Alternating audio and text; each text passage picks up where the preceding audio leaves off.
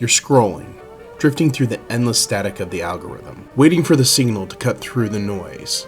Consider, if you will, that you just found the frequency. You've just stepped off the timeline of the everyday, into the space where the forgotten history and the hidden truths finally touch down. There's the story you know, and then there's the airspace we're about to enter. Check your coordinates, because you're heading towards the landing point. Welcome back, viewers. Today's story, The Dreamer. It was the summer of 1946, and a man we'll call Howard was fighting for his life. Howard had always been a man of ambition, a tinkerer, a dreamer. He was the kind of man who didn't just want to push the envelope, he wanted to tear it open. But on a clear July day in Southern California, his ambitions nearly killed him. He had been testing a brand new experimental machine of his own design. Something went terribly wrong. The machine plummeted from the sky, tearing through a Beverly Hills neighborhood, destroying 3 houses and bursting into an inferno. Howard was pulled from the flaming wreckage by a brave Marine who just happened to be nearby. By the time he got to the hospital, the doctors gave him almost no chance. He crushed a collarbone, multiple broken ribs, and collapsed a lung and severe third-degree burns. But Howard was stubborn. He didn't die. However, as the days turned into weeks, Howard faced a new kind of agony. It wasn't just the burns or the broken bones, it was the hospital bed.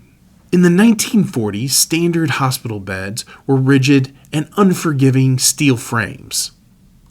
If a patient needed to be elevated, a nurse had to come in and manually turn a crank. For a man with a shattered body, every single jolt, every turn of the crank was sheer torture. Howard found himself lying awake, staring at the ceiling, thinking that there had to be a better way. And then he remembered who he was. He wasn't just a patient, he was a brilliant engineer. Unable to move, Howard called for his drafting table. Right there, immobilized in the hospital room, he began to sketch. He designed a bed unlike anything the medical world had seen. He drew up plans for a mechanized framework equipped with electrical motors and pulleys.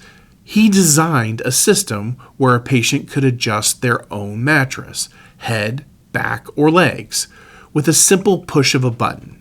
He drew up plans for hot and cold running water built right into the frame. Howard didn't wait for the hospital to figure it out.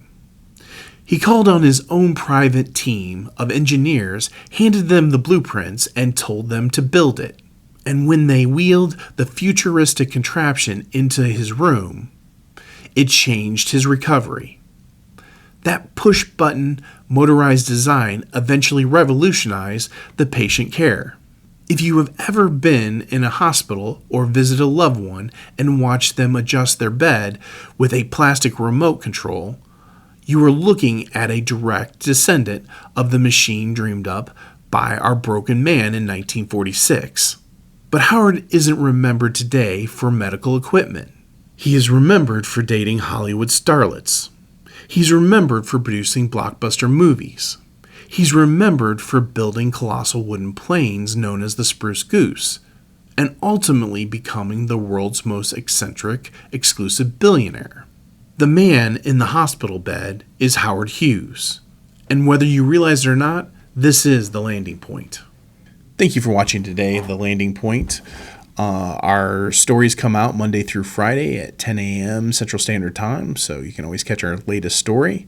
I'd like to thank our sponsor, Roadrunner Real Estate. They're a full-service real estate company that can help you with both your real estate, residential and commercial needs, both buying and selling and leasing for the commercial side.